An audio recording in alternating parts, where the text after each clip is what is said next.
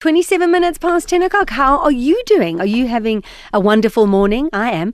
And such interesting guests and more, really, more to come. So let's give you an idea of a sense of what you can look forward to. In a moment, I'm going to be chatting to a very, very interesting young man by the name of Niki Ferrante. And you know, I am mad about people's stories. And I really, really believe that if we had to just spend time with any person and we had to sit down over whether it's a glass of wine or a cup of coffee or a cup of tea, we could find out the most fascinating things. Because you don't necessarily have to be the person who jumps out of aeroplanes or who stems from royalty or who's made millions and millions of rand to be able to share a story and have interesting stories to tell. I really think that everyone has an interesting story. And we just love to hear interesting stories. Well, I do, and I hope that you do too. And I know that my next guest is going to have very interesting stories to share. So Niki Ferrante will be joining us in just a few minutes. After that, I'm going to be talking to Sarah Duff. Now, I've had Sarah Duff on the show a couple of times before. She is with Getaway magazine. She's the web and food editor, and she's that lucky person who travels the globe and writes about it. And I've always said, you know, I have job envy when it comes to that, because I too would love to travel the globe and write about it. And she gave such a wonderful insight into India a few weeks ago, also Rwanda, where she went up and she walked into the jungles there, and she saw these beautiful silverback gorillas. And today she's going to be taking us to Mauritius. And well, you know, it's a little bit overcast and miserable today. So for a moment or two, you can close your eyes and go on a journey with Chaifm and with Sarah Duff. And then we're going to be wrapping the show, yet again, marvelous stories. Chad Leclos did us so proud in the London 2012 Olympics, and he brought back 2 gold medals. And I'm going to be chatting to Chad Leclos, and I'm also going to be talking to his father, Bert. Did you ever get to see his interview? Did you just get to see this raw emotion, beaming out to millions and millions of people? And what happened? Well, the world simply fell in love with him, and it says a lot about sincerity and being just true and who you are. So we'll be chatting to Chad and we'll be chatting to Bert. And that is what is coming up. So if you're concerned that you're going to miss any of the interviews, you can audio stream on your smartphone and your computer. And also we do podcast some of the interviews, so you can go to Chaifm and listen to those podcasts. Also, just a reminder that we are celebrating our 4th birthday, and you can win this fabulous business class ticket. If you want more details, I'll be giving you all those details just now, but it is all about going to Facebook and liking us and following us on Twitter. But I'll keep you updated on that. But right now, it's time to introduce my next guest, and that is Niki Ferrante. Niki, good morning, and thanks so much for joining us. Good morning. Thank you for having me. So you walked in with crutches. Yeah. And what happened to you? I'm filming a new television show that will air around the globe next year, over 200 countries, and we were in Italy 2 weeks ago, and I was with the Italian motorcycle police in Naples, and they are they're speed demons, and I was keeping up with them and came around a turn, a car was coming at me. By the grace of God, I got out of the way of the car, but my legs slammed into a couple of parking posts, but I'm okay. Thank goodness. Yeah, thank God. Yeah. Are they crazy drivers in Naples? They are. Clearly they must be. I'm Italian American, and we don't drive half as bad as that. Got to spend more time there to really see. But what a story you have to share with us. And I know that you are part of the former Gambino family mobster. And I've tried to find out a bit of information about the Gambino family. Maybe you can tell us about this very interesting family that you come from. Yeah, it's my extended family, or was, and when I was a kid, I was a criminal, and eventually got into bigger and bigger crimes. And in time, the mafia has scouts all over the boroughs in New York. And if you're making money on the street and you're earning a lot of money and you're a tough kid, which I was at the time, they're going to recruit you. And that's basically what happened. I got in with the Gambino family, and it was during the reign of now the infamous mob boss John Gotti, and I became very close with the Gotti family, and just that was my life. It was my But career. hang on, Louis, let's just go back to when you were young on the streets of New York. So what was it? I mean, were you bored? Did you spend lots of time with your friends? Why did you turn to crime? Was it just easy money? Was it sexy for you? Did you watch movies and think, I want to be a gangster? Because I know lots of men actually who, when they were younger, said, I want to be a gangster when I grow up. Yeah, all of the above. You actually, have you ever interviewed a mobster before? All of the above. Yeah, the sexy part of it, the friends, mischievous friends, slight boredom. You're young, you want to do something, your adrenaline's pumping. When you're young, also too, you obviously, this new surge of testosterone, and you just want to do something aggressive. And criminal activity kind of fulfilled my needs at that time. Gave me a slight high. That kept getting bigger, but you need, I never did drugs in my life, but from what I understand, like a drug addict who needs more drugs to get higher, that's what happens with criminal activity. You have to graduate to bigger and bigger crimes, to achieve that high. Where were your parents in all of this? My mother, rest in peace, was a beautiful person, and when I started, she knew something was wrong. I lied to her. I'm just hanging out by Ciro's shop today. Tonight I'm going out with my friends. I got a date with a girl, and we would do criminal activity. I was running a chop shop at the time. I would chop up automobile cars and sell the parts to collision shops. And when at 17, I hijacked my first truck, so I started hijacking trucks and then put together a really good crew. And that became my crew later on. When I was in the Gambino family, I was the boss of that crew, and they answered directly to the bosses of my family. But my mother died when I was 20, and she died in my arms. She was 46. She was beautiful. So young. Yeah, and she represented everything good in my life because she didn't want me to be bad. And she worked, cooked, cleaned. Everything was being a housewife and a mother, and it just tore me apart. And I saw all the bums seemed to be prospering. I didn't know that their day would come. But the guys, the wise guys on the corner that were making millions illegally, they had beautiful, big, brand new cars and houses and girlfriends and, beautiful jewelry. And when you're young, you're taken by that. And I didn't know that they would one day suffer. But I looked at my mother and said, look how good she was. And she did nothing but suffer in bed, died in my arms. It didn't make sense. So I kind of went off the deep end. I got more violent.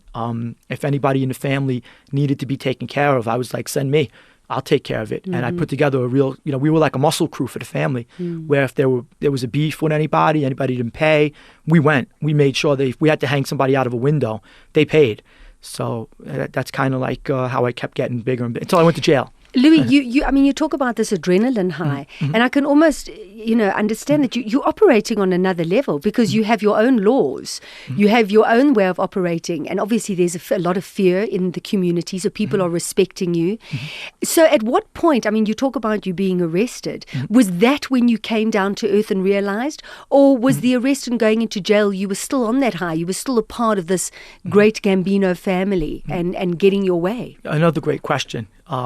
So when I went to jail, and just to rewind to the former part of your question, when we were on the street, we did have a lot of fear from people, but also respect because we straightened out a lot of problems for people who couldn't go to the law, who had problems, neighbors, civil things that would be civil suits. And if people knew how to go to court and get a lawyer, we settled. So we did straighten out a lot of things for people in the neighborhood.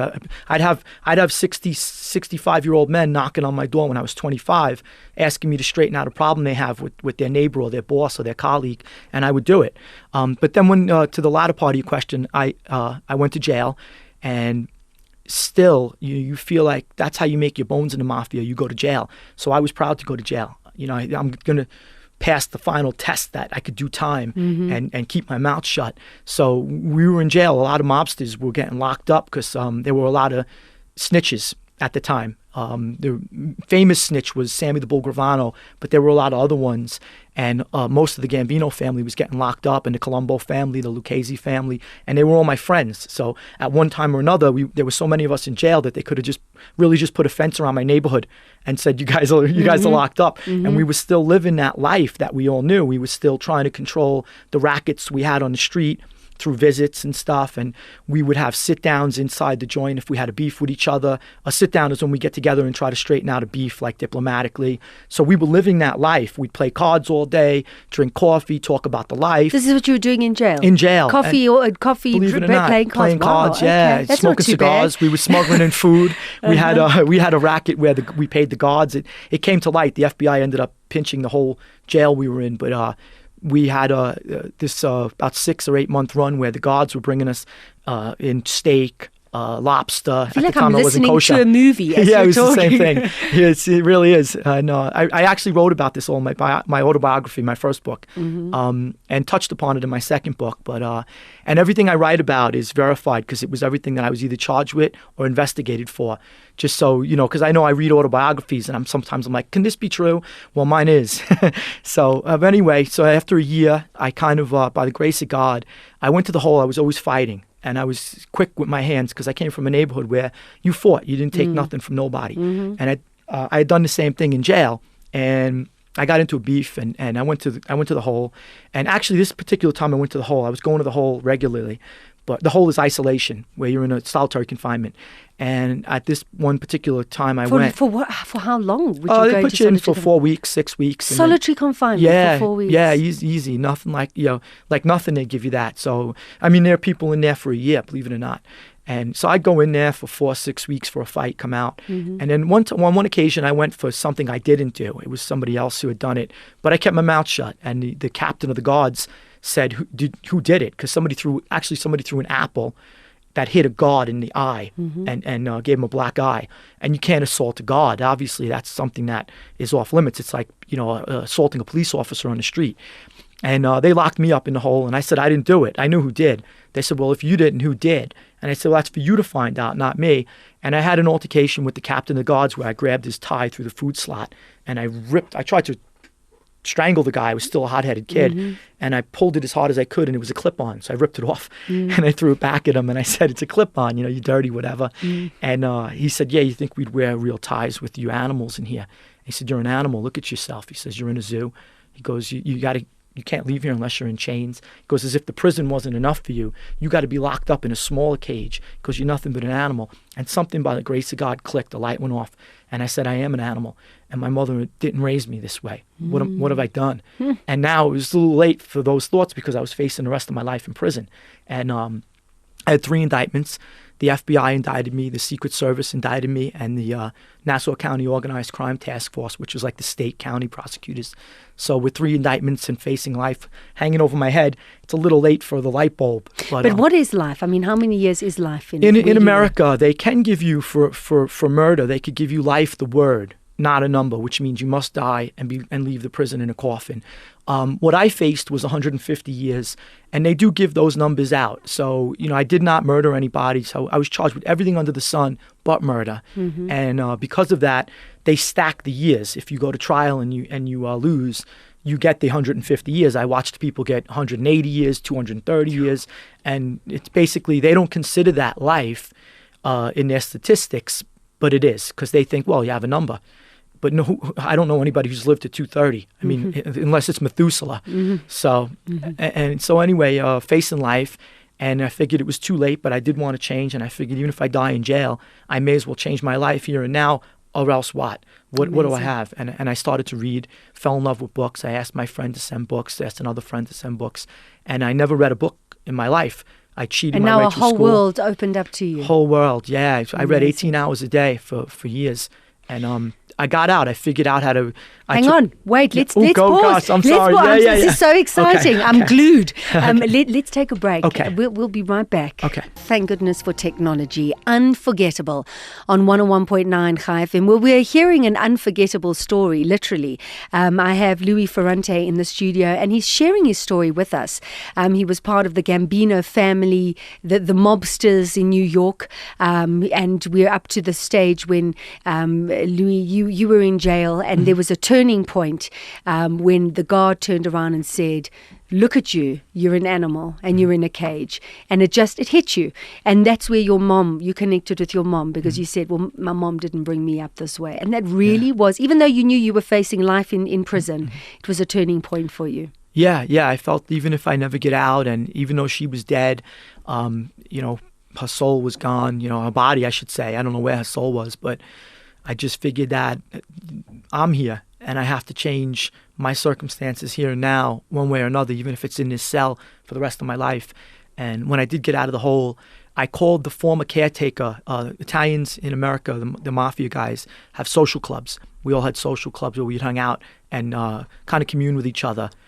Sort of like a criminal temple. And so we'd hang out there, and the former caretaker of John Gotti's social club in Queens, who was the boss of my family, his name was George. Fat George was his nickname. And I called George, and he had biblical